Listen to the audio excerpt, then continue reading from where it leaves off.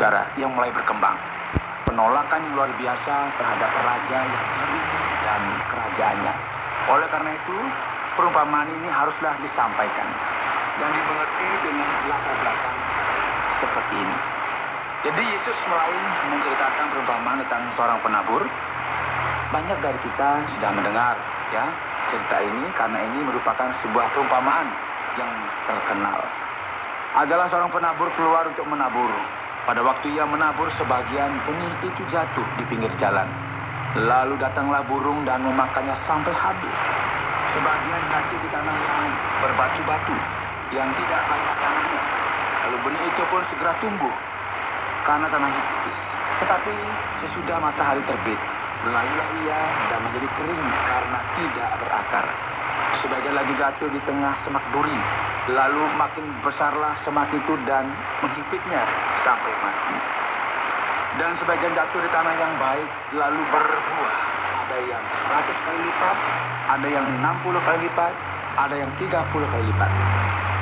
Demikianlah Yesus menceritakan perumpamaan tentang seorang penabur ini. Dan tidak lama setelah itu ia menjelaskan apa yang dia maksudkan dalam pasal 13. Saudara, maksud dari cerita ini menjadi jelas. Dimulai dari ayat yang ke-18, Yesus mulai menjelaskan tentang arti perumpamaan ini.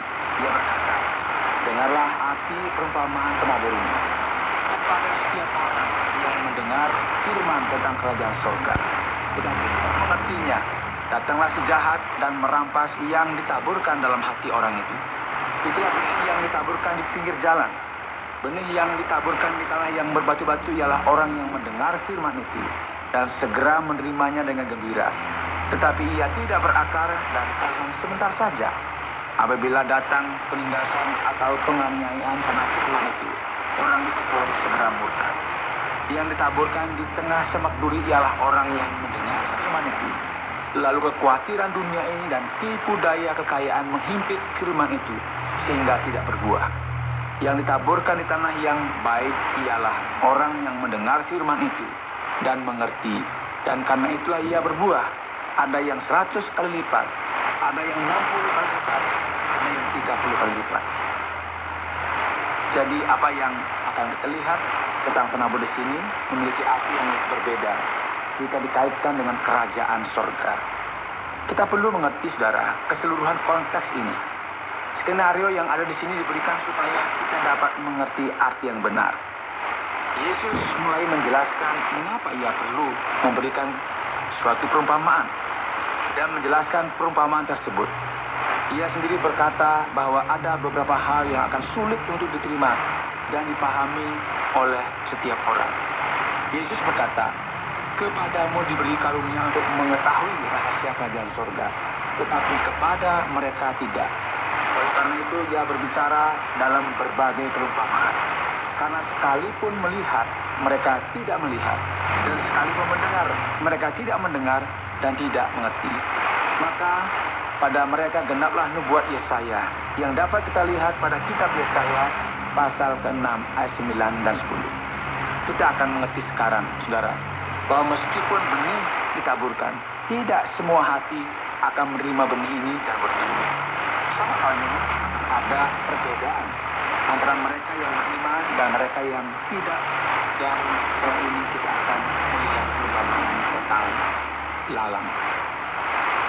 Saya percaya supaya itu seumpama orang yang menaburkan benih yang baik di ladangnya. Tetapi pada waktu semua orang tidur, datanglah musuhnya menaburkan benih lalang di antara gandum itu, lalu pergi. Ketika gandum itu tumbuh dan mulai berbulir, nampak jugalah lalang itu. Maka datanglah hamba-hamba Tuhan ladang itu kepadanya dan berkata, maukah Tuhan supaya kami pergi mencabut lalang itu? Tetapi dia berkata, jangan, sebab mungkin gandum itu ikut tercabut pada waktu kamu mencabut lalang itu. Biarkanlah keduanya tumbuh bersama sampai waktunya.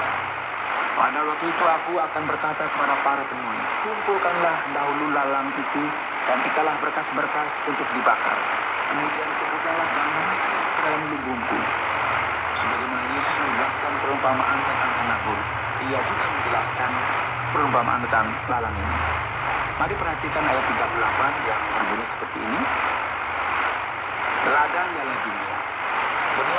itu anak-anak kerajaan dan lalang anak-anak sejahat. Musuh yang menaburkan benih lalang ialah iblis. Waktu menuai ialah akhir zaman dan panah-panah itu malaikat. Oleh karena itu, kita tidak bisa memisahkan gandum dari lalang secara penuh. Demikian juga untuk memisahkan kebaikan dari kejahatan dalam kerajaan sorga.